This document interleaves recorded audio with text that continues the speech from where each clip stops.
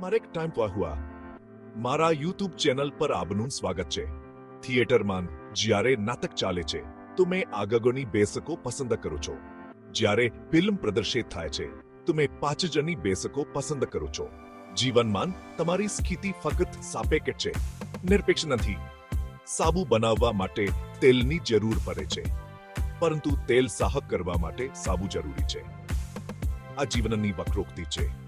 જીવનમાં ફક્ત બેજા વર્ગના લોકો ખુશ છે. તું મેલ અને તું ચાલ્યું તે હાંસલ કરવા માટે પાગલ બનો.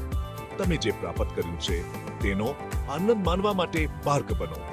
જીવનનો આનંદ માનો.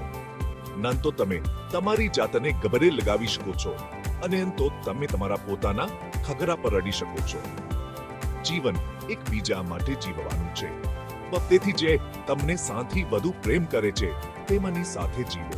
પોતાની ફજાજથી સંબંધો સમજી શકાતા નથી, કારણ કે કેટલાક ડ્રીમ ચોન્ટ નાયા, કેટલાક રોકાનો ક્યારેય નંપો આપતા નથી, પરંતુ તે આપણને સમતુત બનાવે છે. વધુ વિડીયો માટે મારી ચેનલને લાઈક, શેર અને સબસ્ક્રાઇબ કરો અને મારો વિડીયો જોવા બદલ આભાર. ટ્રિક ટાઈમ .5 ખુશી આપણે બધા તેના માટે પ્રયત્ન કરીએ છીએ, ખરું ને? હા, ખરેખર ખુશ રહેવાનો અર્થ શું છે?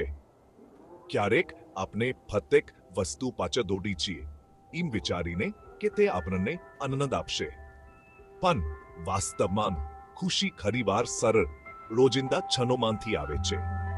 તે મિત્રો સાથે શેર કરેલા હાસ્યમાં છે, ઘરે લગાવવાની હોંગમાં છે, અથવા સારી રીતે પૂર્ણ થયેલા કાર્યની સંતોષમાં પણ છે. યાદ રાખો, ખુશી કોઈ મંડળ નથી, પણ એક સફર છે. તે નાની વસ્તુઓની કદર કરવા અને વર્તમાન ક્ષણમાં આનંદ શોધવા વિશે છે. બીજામાં ટોન્ફાથું જીવવું તે એક એવો વિચાર છે જે જીવન પ્રત્યે આપનો દૃષ્ટિકોણ બદલી શકે છે.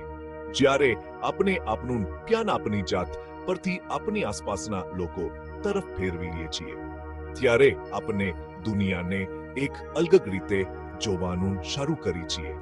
તે મદદ કરવાનો હાથ આપવા વિશે છે, સાંભળવા માટે કાન આપવા વિશે છે, અને જેમને આપની જરૂર હોય તેમના માટે હાજર રહેવા વિશે છે. બીજા માટે જીવીને આપણે દયા અને કરુણાની એક લહેર બનાવીએ છીએ. તે હંમેશા સરળ નથી હોતું, પરંતુ તે અતિ ફળદાયી છે. છેવટે આપને આપી શકીએ તે સાથી મોટી ભેટ આપનો સમા અને પ્રેમ છે.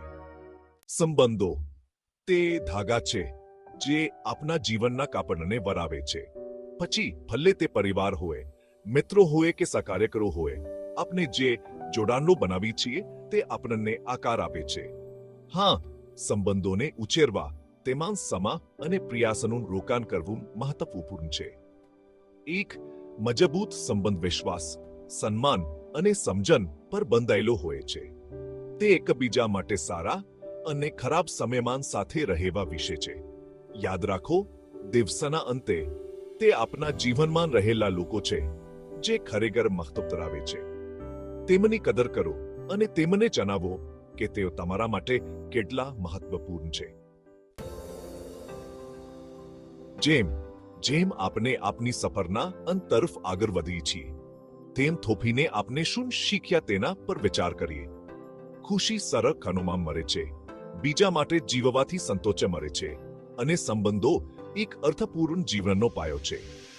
તે સંતુલન શોધવા વિશે છે, વર્તમાનની કદર કરવા વિશે છે, અને આપની જાત અને અન્ય લોકો પ્રત્યે દયાળુ બનવા વિશે છે. જીવન એક સુંદર ફર્તકામ છે જે પ્રેમ, આનંદ અને જોડાણથી ભરાયેલ છે. તો બહાર નીકળો અને તેને સંપૂર્ણ રીતે જીવો. અમારી સાથે જોડાવા બદલ આભાર, અને યાદ રાખો, મંદિર જેટલી જ મહત્વપૂર્ણ સફર પણ છે.